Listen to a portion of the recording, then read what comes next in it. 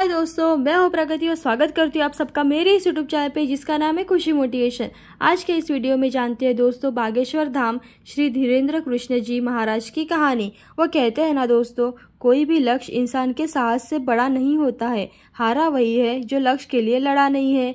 हार और जीत आपकी सोच पर निर्भर करती है। मान लो तो हार और ठान लो तो जीत। ऐसी कहानी बागेश्वर धाम जी की है। सबसे पहले दोस्तों, अगर आपने मेरे चैनल को सब्सक्राइब नहीं किया है तो प्लीज़ जल्दी से सब्सक्राइब कर लीजिएगा, क्योंकि आपके लिए हर क्षेत्र से रिलेटेड प्रेरणादायी और मोटिवेशनल वीडियो लाती रहती हूँ, जिससे कि आपको प्रेरणा मिले और अपनी ज़िंदगी के हर क्षेत्र में सफल हो जाए। आजकल हम सभी लोग सोशल मीडिया तथा यूट्यूब पर बागेश्वर धाम जी के काफ़ी सारे वीडियोस देख रहे हैं, जिनमें हम श्री धीरेन्द्र कृष्ण महाराज के चमत्कार के बारे में काफ़ी कुछ जान रहे हैं।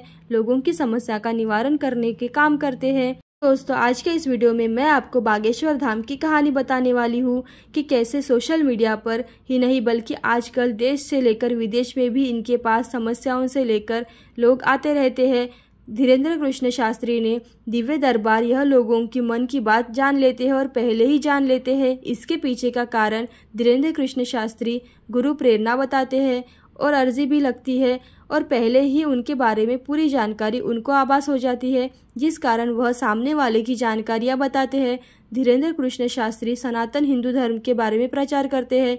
इसी कारण कई हिंदू विरोधी लोग भी इनको गिराने का काम कर रहे हैं। श्री धीरेन्द्र कृष्ण महाराज की कई सारी वीडियोस दोस्तों आपने कभी कभार देखी होंगी, क्योंकि जो चमत्कार वह बताते हैं और जो लोगों की समस्या का निवारण करते हैं, कहीं ना कहीं हमें उस पर विश्वास दिलाता है कि आज भी दिव्य शक्तियाँ मौजूद है। यह शक्तियाँ भी धीरेन्द्र कृष्ण महाराज के माध्यम से इस संसार में लोगों की समस्याओं का निवारण का काम कर रही है। श्री कृष्ण धीरेन्द्र महाराज को कई सारे लोग हनुमान जी का अवतार भी मानते हैं और हजारों लोग इन्हें काफ़ी श्रद्धा से साथ पूजते हैं। लोग बागेश्वर धाम श्री धीरेन्द्र कृष्ण महाराज जी के चमत्कार को चमत्कारी महाराज के नाम से भी जानते हैं। अब जानते हैं दोस्तों श्री धीरेन्द्र कुमार महाराज जी की जीवन परिचय यानी कि बर्थ प्लेस और फैमिली के बारे में। बागेश्वर धाम श्री धीरेन्द्र कृष्ण महाराज का जन्म 4 जुलाई 1996 को गढ़ा छतरपुर मध्य प्रदेश में हुआ। लोग इन्हें महाराज बागेश्वर धाम के नाम से तथा चमत्कारी महाराज के नाम से भी जानते हैं।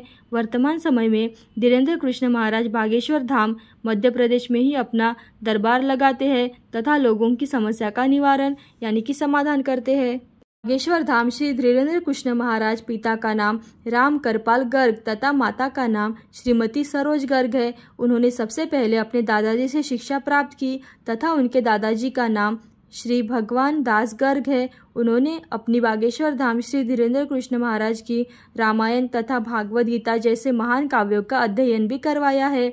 श्री धीरेन्द्र कृष्ण महाराज परिवार के सबसे बड़े बेटे हैं तथा उनके 2 भाई और 1 बहन भी है।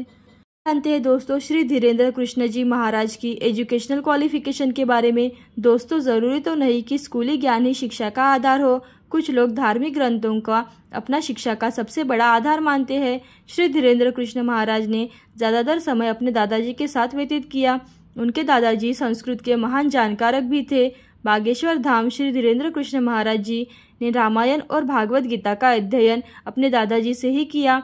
इनका पूरा परिवार काफ़ी ज़्यादा गरीब था, जिस कारण वे वृंदावन में जाकर कर्मकांड पढ़ना चाहते थे, लेकिन ज़्यादा पैसे नहीं होने के कारण वह वहां जाकर शिक्षा नहीं ले पाए। लेकिन उन्होंने हनुमान जी के मंदिर में बैठकर ध्यान करना प्रारंभ कर दिया।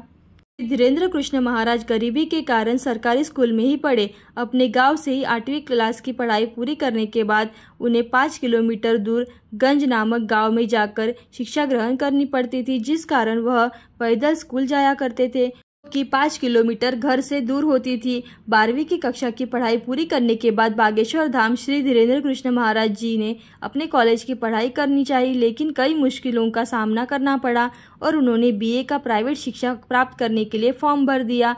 यह अंग्रेजी, हिंदी, बुंदेली तथा संस्कृत भाषा के अच्छे ज्ञाता है। जानते हैं दोस्तों श्री धीरेन्द्र कृष्ण महाराज की करियर जर्नी के बारे में।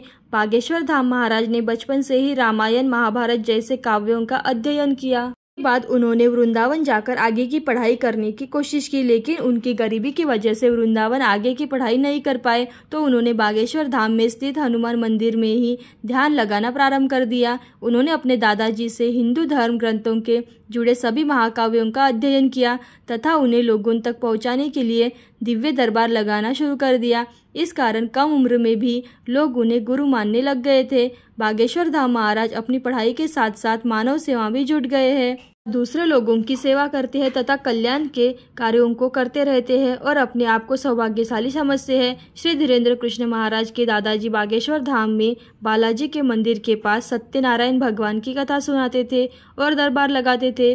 मंदिर में बहुत सारा चढ़ावा आता था, लेकिन कभी भी उन पैसों का घर में उपयोग नहीं किया गया। धीरेन्द्र कृष्ण महाराज ने अपना पूरा ध्यान ईश्वर भक्ति में लगा रखा है तथा मानव कल्याण के लिए अपने आप को समर्पित कर दिया। बचपन से ही भक्ति करने के कारण उन्हें कई सारी सिद्धियां प्राप्त है। बागेश्वर धाम श्री धीरेन्द्र कृष्ण महाराज जी लोग चमत्कारी महाराज के नाम से भी बुलाते हैं, क्योंकि उनके दरबार में लगाई हुई अर्जी कभी भी विफल नहीं होती है। यह लोगों की समस्या उनके बोलने से पहले ही बता देते हैं तथा समस्या का निवारण भी कर देते हैं। इसी कारण लोग भी धीरेन्द्र कृष्ण महाराज को चमत्कारी महाराज तथा बागेश्वर महाराज के नाम से जानते हैं। इनके दिव्य दरबार में लोग बड़ी दूर से आते हैं और लोग भारत ही नहीं बल्कि पूरे विश्व के लोग यहाँ पे दरबार में आते हैं। आजकल श्री धीरेन्द्र कृष्ण महाराज की कई सारी वीडियो सोशल मीडिया पर वायरल हो रही है और लोग अपनी समस्याओं को लेकर इनके दरबार में हाजिरी लगाते हैं। ने जन कल्याण तथा कल्याणकारी भावना से कई ऐसे कार्य करवाए हैं जिनकी वजह से वे लोग इनमें काफी ज्यादा आस्था और श्रद्धा का भाव रखते हैं। यही लोगों को समस्याओं के साथ साथ गरीब परिवारों के बच्चों को पढ़ाना तथा उनकी बालिकाओं की शादी करवाने जैसे कार्य भी करते हैं। अब जानते हैं दोस्तों बागेश्वर धाम तथा दिव्य दरबार क्या है। दोस्तों हम सभी जानते हैं, उन्हें सोशल मीडिया पर ज्यादातर देखते ही रहते हैं, फिर भी कुछ लोग उनके दरबार में गए भी होंगे। हम भी आपको बताने वाली हूँ कि बागेश्वर धाम दिव्य दरबार आखिर क्या है। वैसे हम सभी लोगों को उनके दरबार बागेश्वर धाम की वीडियो देखते ही रहते हैं, जहाँ पर वह लोगों की समस्याओं का निवारण करते हैं। बागेश्वर धाम मध्य प्रदेश के छतरपुर जिले में एक गड़ा नामक गांव में स्थित है, जहाँ पर काफ़ी प्राचीन हनुमान मंदिर है और इस मंदिर के पास में बागेश्वर धाम श्री धीरेन्द्र कृष्ण महाराज जी के दादाजी तथा गुरु जी समाधि भी बनी हुई है। इसके अलावा दिव्य दरबार में वह मंगलवार को अर्जी लगाते हैं, जहां पर लोगों की समस्याओं का निवारण करते हैं। लोग अर्जी लगाने के लिए पहले यहाँ के टोकन को खरीदते हैं और इसके बाद नारियल को लाल कपड़े में बांधकर अपनी मनोकामना पूरी करने के लिए यहाँ पर 21 बार मंदिर की परिक्रमा लगाते हैं। अर्जी लगाने के लिए कई सारे लोग आते हैं और उसके बाद बागेश्वर धाम के दिव्य दरबार में जाकर श्री धीरेन्द्र कृष्ण महाराज के प्रवचन सुनते हैं। अब जानते हैं दोस्तों श्री धीरेन्द्र कृष्ण महाराज जी के अचीवमेंट्स के बारे में।